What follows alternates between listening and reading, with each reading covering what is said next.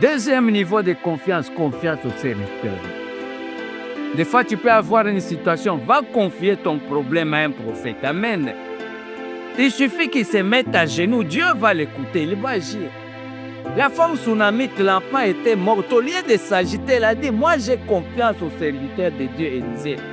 Elle est allée exposer son problème, l'enfant était ressuscité. Des fois, tu t'agites, tu cherches des solutions toi-même, ça ne va rien produire. Amen. Va voir ton pasteur, va voir les serviteurs de Dieu, va voir les prophètes, expose ton problème. Ils vont prier pour toi, tu seras guéri. Amen. Des fois, il y a des grâces que Dieu a déjà données. Tu peux avoir un problème, mais va vers le serviteur de Dieu qui a cette grâce. Il va prier pour toi, tu vas guérir. Amen. Même s'il n'est pas de ton église. Alléluia. Et troisième niveau de confiance, c'est la confiance en toi-même. Commence par être fier de toi-même. Quand tu te regardes dans le miroir, sois fier de ton visage. Amen. Tu dois te dire, Dieu t'a donné un beau visage. Sois heureux. Tu as de beaux cheveux. Il n'y a personne qui est intelligent comme toi. Moi, je te le dis, il n'y a personne. Alléluia.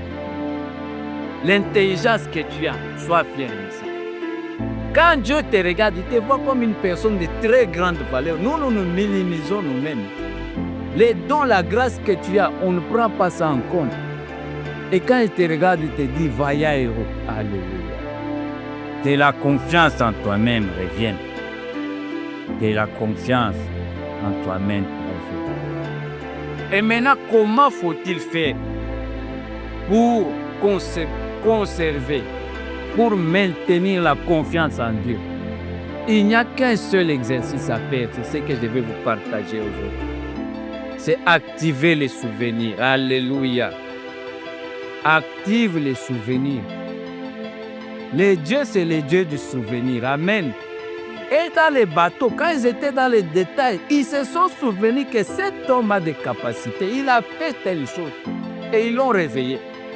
Souviens-toi ce qu'il a déjà fait dans ta vie. Amen. Accroche-toi même à la plus petite chose qu'il a déjà faite. Tu verras que la confiance va réveiller. Les amis de Daniel avaient dit au roi, nous sommes sûrs que Dieu va nous délivrer des plaies, mais il ne pas le faire. Amen. Mais pourquoi il parlait comme ça? Les souvenirs. Alléluia. Toi, aujourd'hui, des fois, tu es déconnecté. Est-ce que Dieu n'a jamais rien fait là-bas? Souviens-toi de la manière dont il t'avait sauvé, même de l'accident. Accroche-toi uniquement à ça. Tu verras la confiance va revenir. Amen. Amen. Le Dieu qui t'avait guéri, il est capable de te donner de l'argent. Amen. Le Dieu qui t'avait délivré, il est capable de faire des grâces. Active les souvenirs. C'est ça que David avait compris. Lui, il se souvenait de tout ce que Dieu avait fait dans sa vie. Amen. Et il avait une confiance totale. Aujourd'hui, on oublie complètement quand tu es dans la vie. L'autre fois, je vous avais parlé. Lorsqu'ils se sont retrouvés, ils ont dit que nous sommes des sauterelles. Ils ont oublié tout ce que Dieu a dit. Et Dieu a dit même, malgré tous les prodiges que j'ai fait, en d'autres termes, il était en train de leur dire, s'ils s'étaient accrochés aux souvenirs, ils allaient avoir confiance. Amen. Jésus-Christ en qui nous avons cru, il a ouvert les yeux des aveugles. Amen. Qu'est-ce qui est plus facile de faire? Te guérir de l'estomac ou ouvrir les yeux d'un aveugle?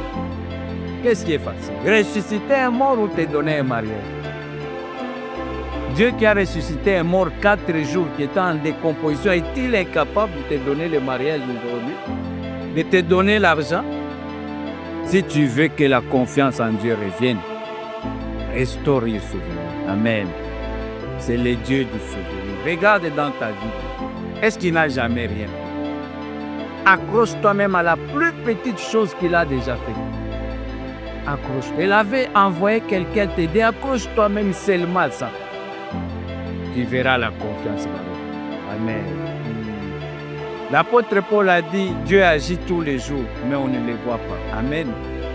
Même dans des petites choses de rien du tout. Quelqu'un te donne de l'enveloppe, te donne de l'argent. Mais pourquoi ne pas dire merci à Dieu? Amen. Le souffle de vie que tu as même, pourquoi ne pas t'accrocher à ça?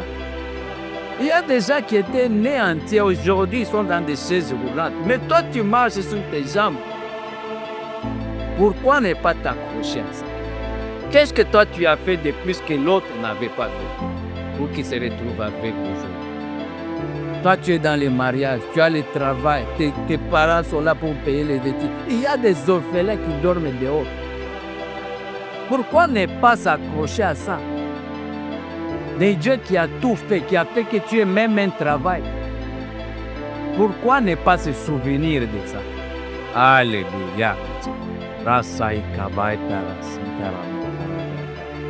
Il faut que les souvenirs reviennent.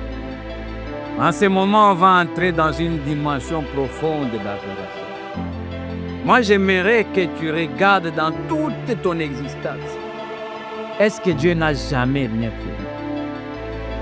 Dans toute ta vie, est-ce qu'il n'a jamais rien fait? Et si tu trouves même une petite chose, accroche-toi à cette chose. Alléluia. Même si c'était une toute petite chose, accroche-toi à ça, dis-lui merci à cause de ça.